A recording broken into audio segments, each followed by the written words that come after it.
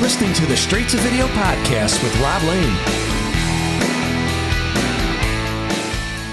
All right, everyone, hope you're doing great, and thanks for listening and checking out my show, Straight to Video. We're already into February of this year, and looking at my calendar, there's lots of cool stuff, events, and some big changes on the way in the coming months that I can see 2024 being one of those years that really flies by. Right now, though, I'm thrilled to check off one of this show's wishlist guests who I've been trying to get on the podcast for a long, long time, and eventually we did it. Today, I speak to someone I consider a real legend in the hard rock world, Mr. Mike Tramp.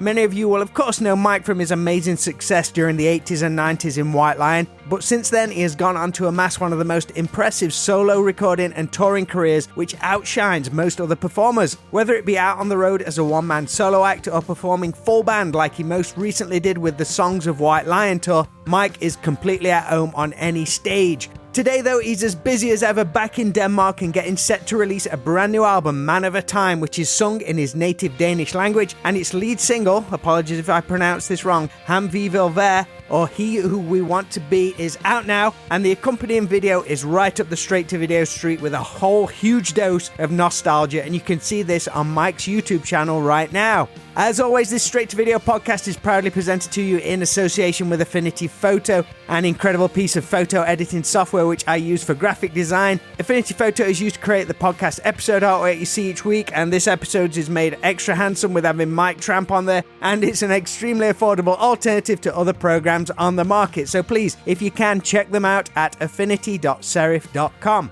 All right, let's do this. It really was great to chat with Mike, as he's one of those artists that is at such a humble point of his career. Happy to chat about the past, but very much in the here and now, and excited about his new music and where his career is going. I want to thank and shout out to my old TCC buddy Rob Wild for helping set this chat up. It's been a long time coming. Rob and I performed with Mike a couple of times when TCC were doing our acoustic thing, and each night was a real thrill to open for someone who has inspired both of us for such a long time. And then to see Rob go out on full tours with Mike in recent years has been great to see. You can pre-order the new Mike Tramp album Mand Af En Tid from MikeTrampOfficial.com, and he's always active on social media, so reach out to him if you enjoy this talk. But right now, please enjoy my Straight to Video chat with the legend that is Mike Tramp.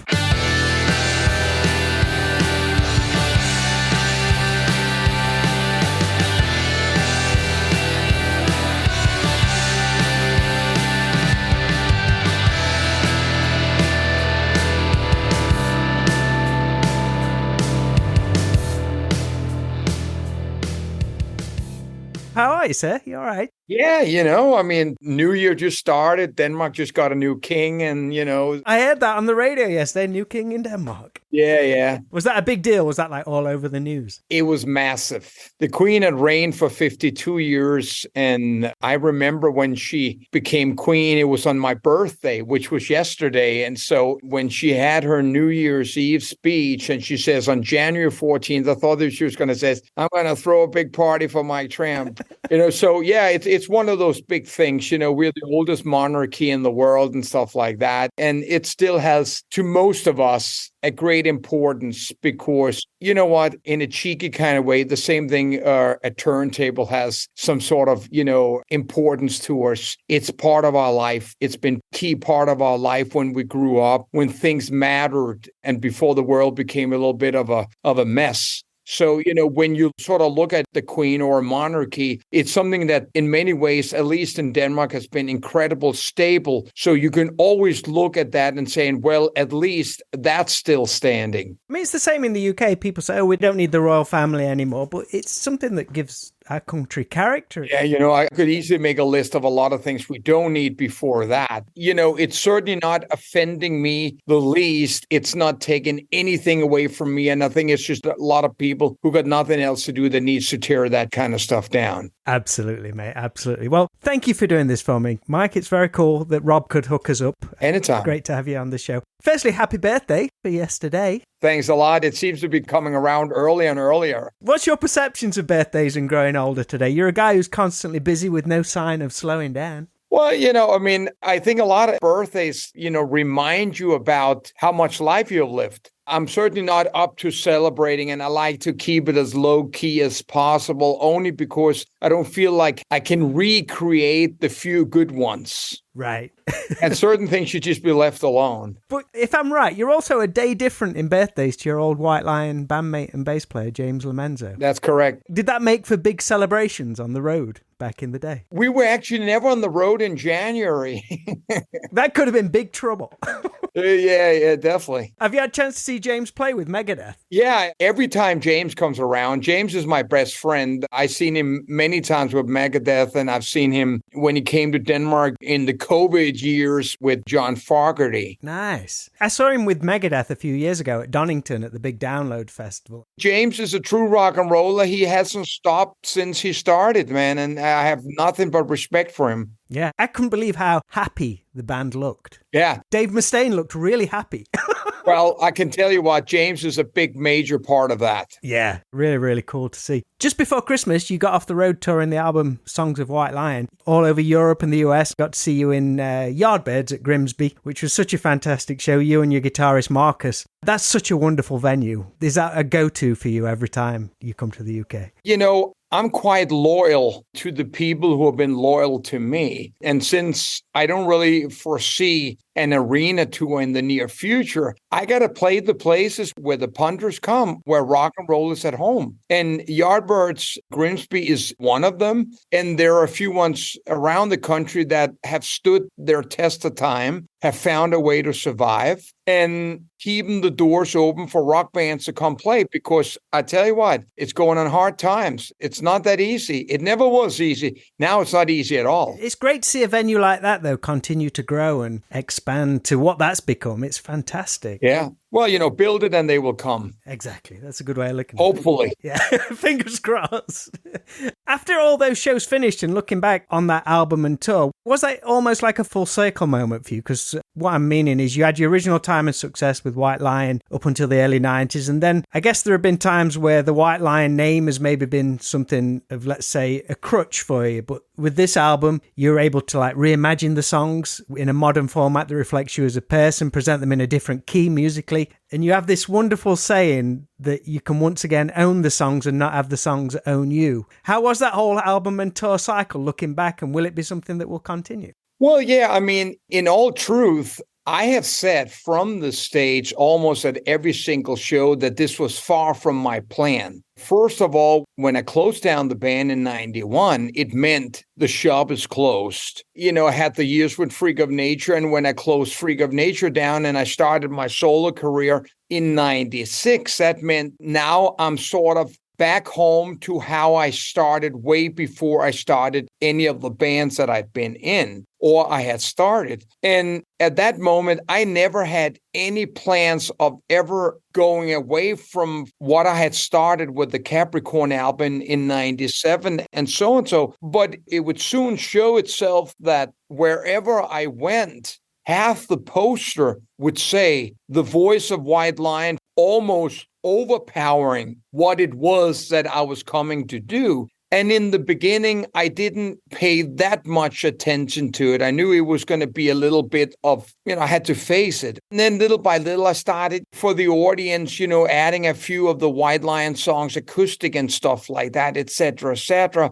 And it seemed like for every solo album in a release, which is now 13 continuing solo albums, the White Lion logo got bigger and bigger on the poster, and there was no way running away from it. And between 2005 and 2009, I had given in. And I call it giving in. And formed sort of a Tramp's White Lion sort of mixture thing. And when I look back at that, I can hear that I'm actually digging my heels into the ground saying, but you don't want to do this. But of course, the proof is that obviously I did. And I stood on stage and there were some fun times, et cetera, but it was never right. It was never the right thing. And then for not just almost, another 11 years, I went back to solo, continued with the solo albums and went out to the world, started, playing many shows in the UK, around the world, US. And finally I said, you know what, man, this thing doesn't want to leave me alone. I says, if I got to do it, then how close can I get to do how the original was? I mean, at that time, I already knew there would not be a reunion. We already knew that from the beginning. It is still just taking the audience still almost 30 years to find out that it's not going to happen. And then, Marcus, who was obviously an old friend of mine, and I was speaking to him about if this would be possible to play these songs in a different key, but keeping, of course, the originality of Vito Brada's guitar parts, which are just as big part as my vocal and my lyrics. And he spent a lot of time mastering that. So when we started rehearsing these songs, I recognized the songs. And at the same time, also, I was quite a few years older, et cetera, et cetera. My hair was not down on my ass, et cetera, et cetera. And, things were different, but the songs remained the same. Then I said to myself, you know what? It's time to update the sound too. I can't stand listening to Pride and Big Game. The sound does not stand the test of time. The songs and the melody does, but not the time. So when Marcus and I decided to do the Songs of White Line, it was also sort of as a concert poster that if you walk by and you saw that poster, you wouldn't ask, I wonder what songs they're playing. It says it on the poster. So it basically gave me in reality sort of like, okay, this is what you're going to get. You changed the key of the songs, but me and Rob talk about it all the time. Even though you've changed the key of them, it still sounds like Mike Tramp singing White Lion. Yeah, no, of course it does. Back then when Mike Tramp was singing the original ones, it didn't sound like Mike Tramp. It was way too... And it was just a test of the time. And I don't know what singer with that kind of sound would want to try to reproduce that. It doesn't even feel right, even if I could. Would I want to go up on stage there, now age 63, trying to be 26? It's fucking ridiculous.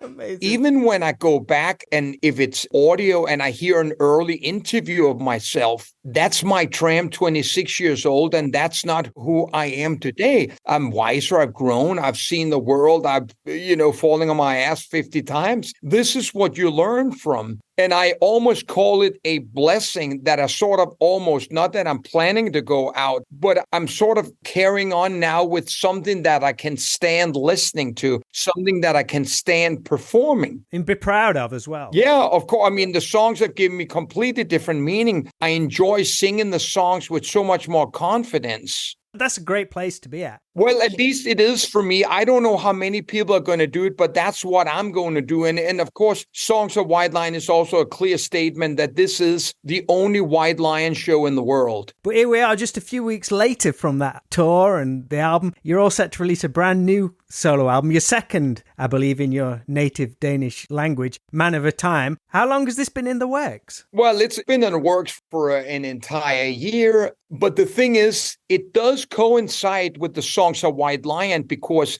as I sort of took a break from my solo career, it is Mike Tramp, of course, but, in lack of better words, Springsteen, Tom Petty, Mellencamp, that kind of stuff. Once I put that on a little bit of a break and I went so extreme over to the right side, sort of going back in time, it gave me a sort of an empty canvas because obviously I was very creative in my head and I needed to get some music down. So with already a sort of filled the hard rock thing, I was able to go over there on the other side and write these two albums all around piano and at the same time, for the first time in my life, singing in my native tongue of Danish and completely being honest to those records that they were not anything but exactly what they are. The lyrics is about growing up, my childhood, how Denmark was. It's so Danish that you can't even translate it because it's so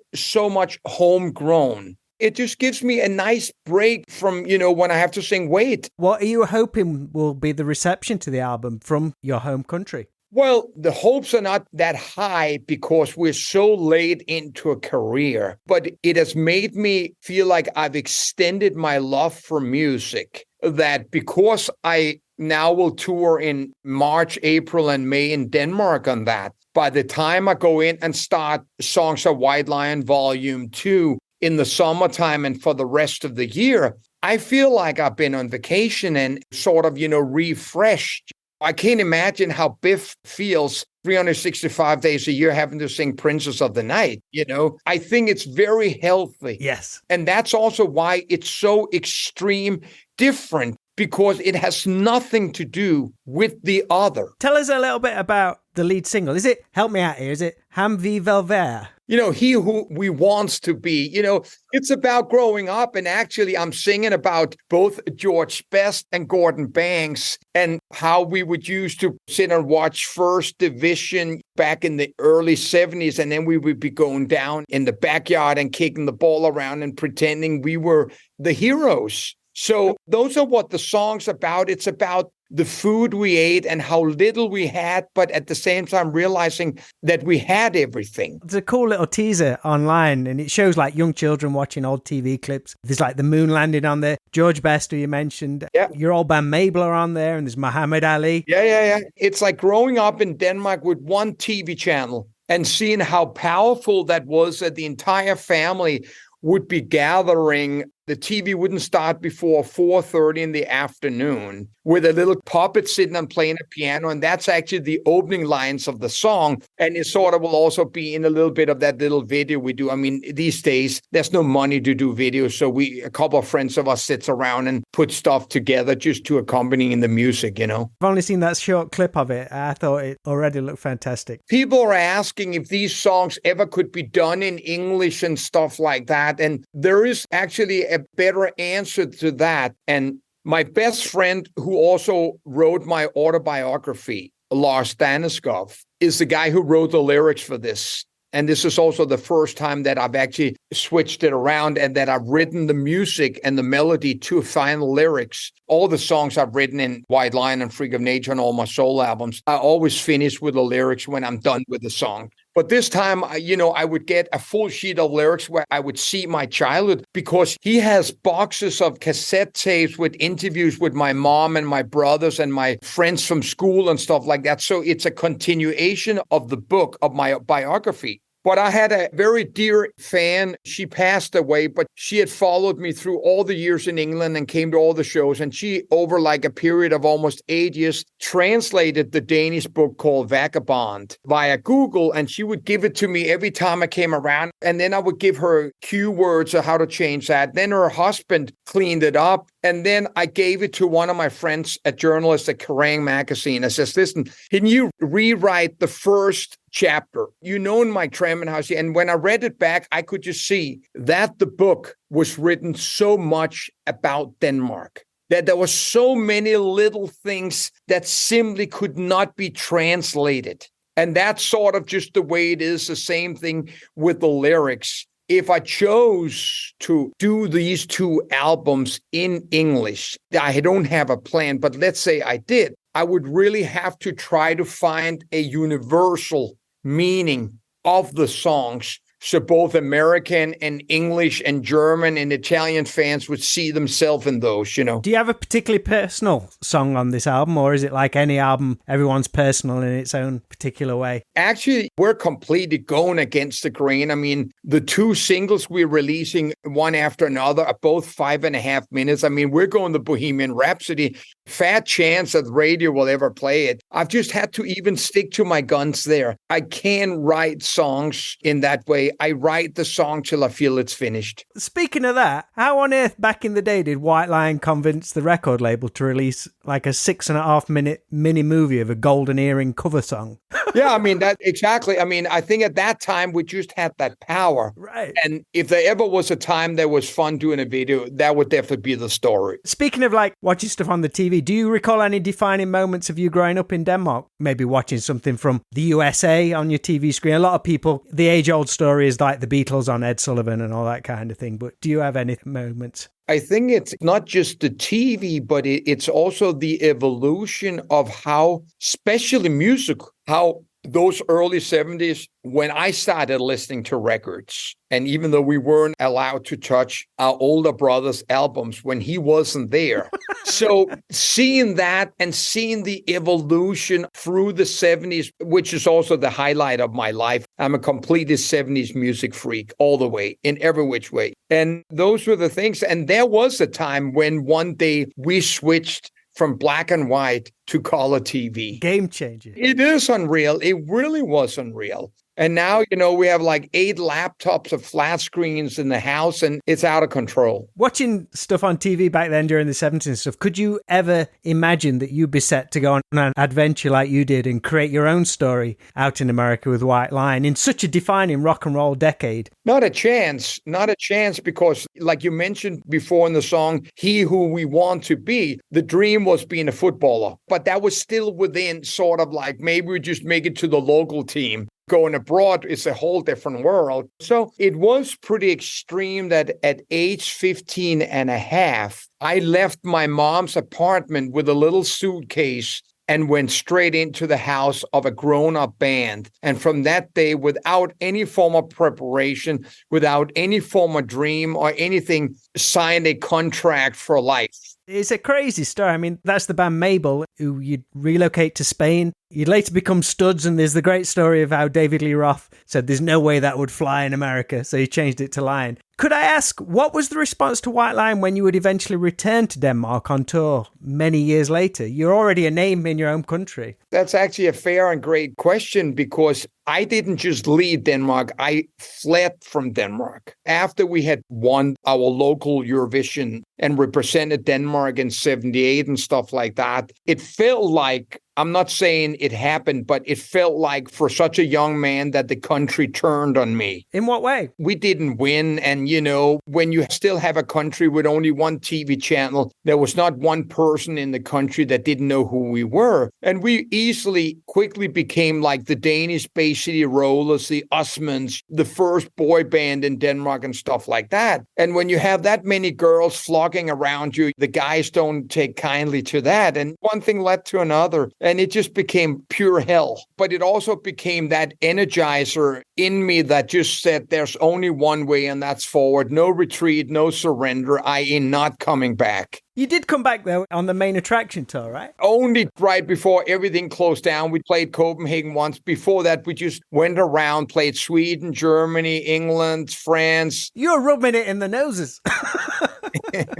Yeah, well, I had to take my stand, You originally landed in the USA in the summer of 82 and would return on a one-way ticket the following year to form White Line. Did you immediately fall in love with the country and see the opportunities it could present to you? I was in love with the country 2 years before. I was so prepared that any American I could track down in Spain, I simply squeezed any form of knowledge out of them. I always had the thing that I had so much knowledge of American culture, American radio, American television, stuff like that. So I always figured one day I would be sitting on the Johnny Carson show. In those days, Johnny Carson was both David Letterman, Jay Leno, and he was the talk show. It was only that talk show, and Johnny Carson was the Tonight Show. And I always said to myself, if I was going to end up sitting there and I would be sitting next to David E. Roth, I didn't want to be the one from Sweden. Because they always think you're from Sweden, so they start making fun because it's kind of hard to get rid of an accent, but a lot of Americans have forgotten that they actually also have an accent. So I was so well prepared, and when we came to New York, man, I had no plans of going to the Statue of Liberty or the Empire State Building. I was there to play and live rock and roll 24/7. Is there anything in particular about New York that sticks in your mind of those first few years? Was there a real magic to you in that city? We did arrive in one of America's main cities, and New York was New York. And I can tell you, New York in 1982 was a great place. It was the beginning of the 80s, so the rock clubs were on fire, man. There was a diehard audience in every club that would be there no matter what band played there. So there you have an example of how and why it ended up working, because the support were really there from the audience, and it gave the bands a great platform.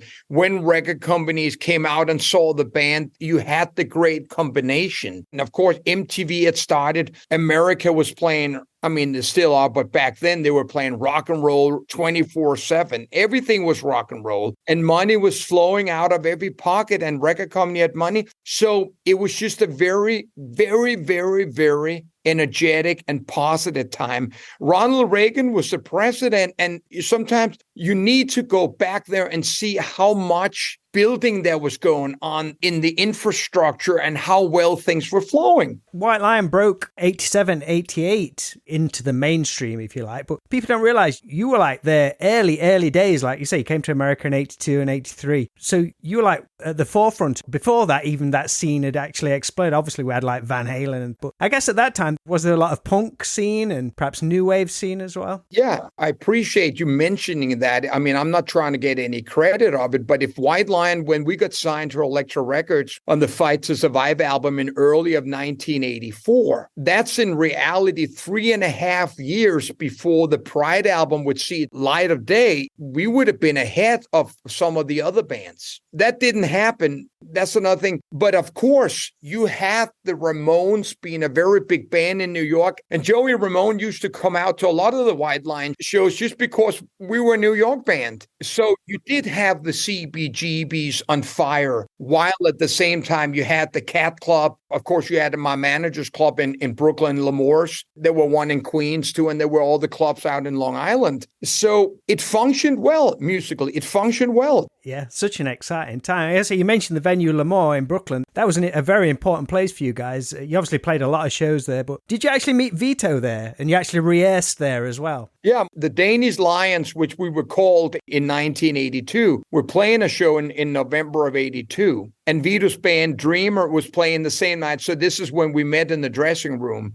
And the word has it that after that show, people in the audience and also the club owner was saying, that guy in that band who sings and that guy who plays guitar, they need to get together. People saw it. They knew. So when I came back to America early 83 after a short visit to Denmark, just to find out that definitely I was not going back, I came back to America and Vito was the first guy I called when I got there. We bullshitted each other for a couple of hours. And then we started White Lion. And the first night we got together, we wrote Broken Heart and The Road to Valhalla. How easy was it to track him down? No social media, no Facebook. It's just a phone number. Still got the same phone number. He still lives in the same place. Wonderful, wonderful. When the band began, are there any fun memories that jump to mind about those early days, which perhaps at the time might have felt like an absolute nightmare, but in hindsight, it's great to look back on? For example, like when you start a band, you do some horrible shows, you sleep in terrible places, but it's something you would never trade because it made you who you are. Is there anything that you look back on fondly? Sometimes you sleep with terrible women too.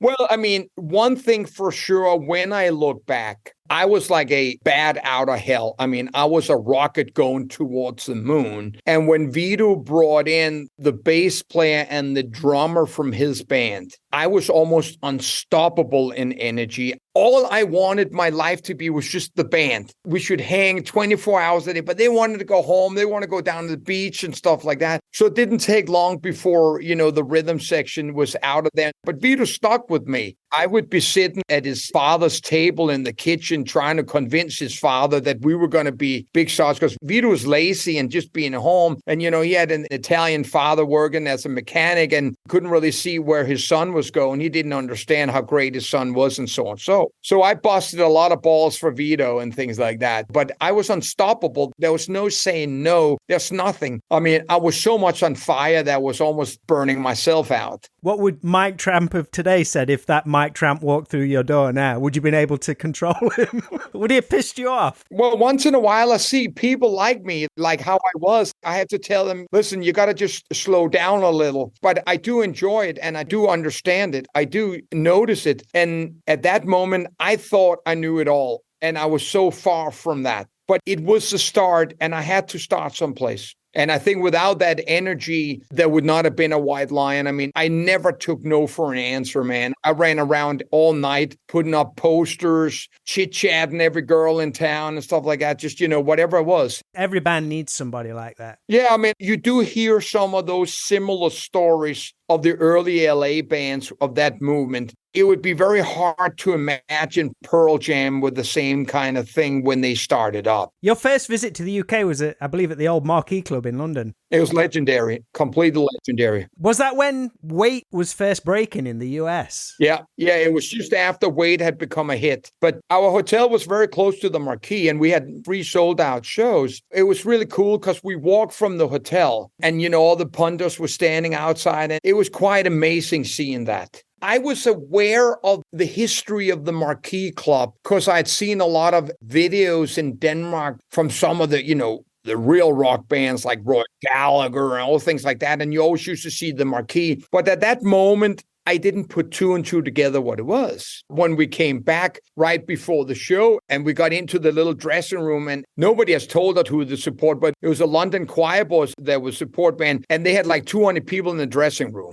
And I just remember my managers are screaming, "Get the fuck out of here," because we were still so clean cut and so into performing our music note for note and doing the show that we didn't understand what was going on there. I'm really good friends with Spike and stuff like that. We've had this conversation many times about what the fuck went on there. You'd returned to do some arena shows with Motley Crue and Skid Row, but did a headline run with Taiketo in 1991. I was too young to go to see the Rock City gig in Nottingham, which I always regret. Was there a cool difference being over there? Like, you just done the arena shows and stuff, but being there doing your own tour as a headline act, was that pretty cool? It was. I mean, the 4 shows with Motley and Skid Row was great, but no doubt, and I've said this on the stage, it's not really a matter of admitting, but just really calling it for what it was. I think we were a little unprepared for being sandwiched between those two bad boy bands. We still took it very seriously. And Mike Tramp were not the same as Vince and Sebastian. I wasn't so much tits and ass talking and stuff like that. And it just seems like that night called for that. So when we came back on the main attraction tour, we had our show and we had the variety of the songs. And of course, we also had a very,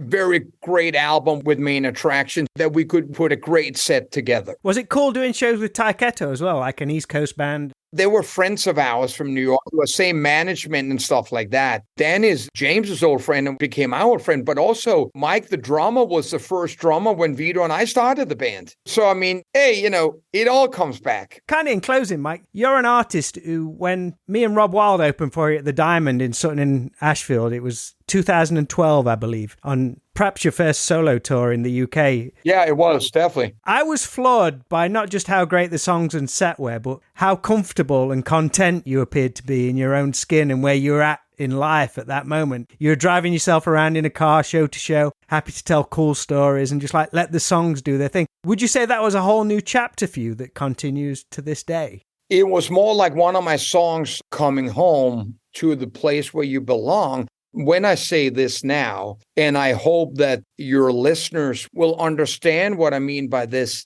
I am much more comfortable playing, like, for example, the Diamond in Sutton of Ashfield in front of 35 people that I am going out on a festival with 25,000 people that just become an ocean and half the audience are waiting for other bands and stuff like that. I do love the face-to-face and a little bit of chit-chatting with the guys in the front row and stuff like that. Of course, I want to play for a sold-out show, not just for me, but also for the venue. So the economy sort of works for both of us. But I know many of my comrades from the 80s rock that are so uncomfortable. The second you take away the limo, the barrier, the backstage entrance, and all those kind of things. But when I went out solo with the acoustic guitar for the first time, I knew I would have to come through the front door. I knew I would have to sell my own CDs, LPs, and T-shirts. I knew I would have to drive my own car and check into my own Econo Lodge or Premier Inn, I knew that, and it has not changed since. And it has been the success since how I've been able to do these tours and make it work. Is it cool to do it in America? Do you get to see more of places which you've been to dozens of times, but you never got the chance to see them properly? It's tough. We play for quite a big audience there. But, on the last US tour with the full band, we were still just the band. No road crew and anything. And after the show, I go out and meet and greet people for free. And you can easily have 300 to 400 people standing in line. Since 2013, I toured the U.S. every year and driven around to every state. In the heydays of White Lion, we sat in a big tour bus and watched movies. Now I have to, talk to the homies in the neighborhood and find my way to the hotel, man. Just as an ending, Mike, speaking of movies, if you wouldn't mind, I'd like you to time travel a little to a Friday night in the late 80s, early 90s. So you're heading to the video store. What movie soundtrack do you have on the Walkman? And what 3 movies are you going to rent for the weekend? When videos for rental came out, man, what a great thing that was, man. What movie soundtrack? I mean, greatest movie soundtrack of mine is still Slade and Flame.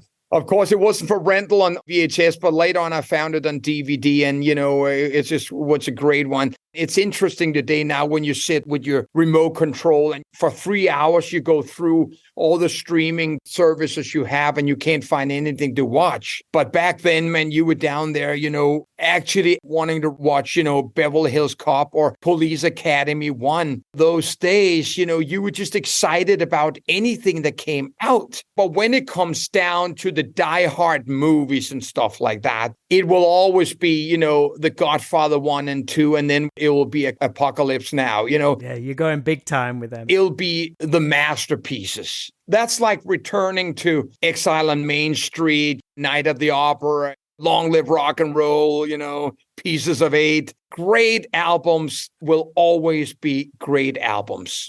I love that. Mike, thank you for chatting with me. It's been really, really cool. It's been my pleasure. Thank you for the opportunity. Good luck with the new album. I'm excited to see you back in the UK. Yeah, and actually, you were in on it. I forgot to mention that while we're just about to release my second album, In the Tongue of Vikings, we're almost done with Songs of White Lion Volume 2, which will be out in August. When do you relax? Well, here's a good point. At least these songs didn't have to be written.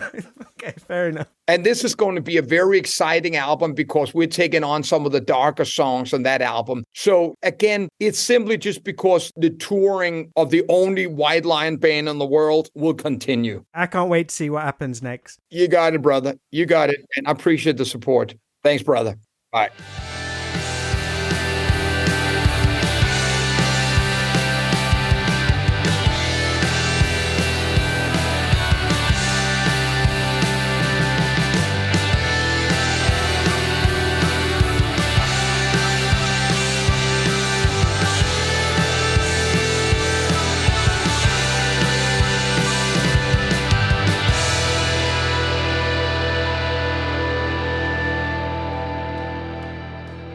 Thank you so much, Mike Tramp, for joining me on this episode of the Straight to Video podcast. Interesting that Mike mentions his autobiography, Vagabond, in the chat. That was something I wasn't familiar with, but turns out it was only originally written and released in Danish. And much like he says about the lyrics on his new album, it's very hard to translate correctly into English. I really hope that can be done someday, though, as I think you'll agree, just after hearing a few of his stories, it will be an amazing read.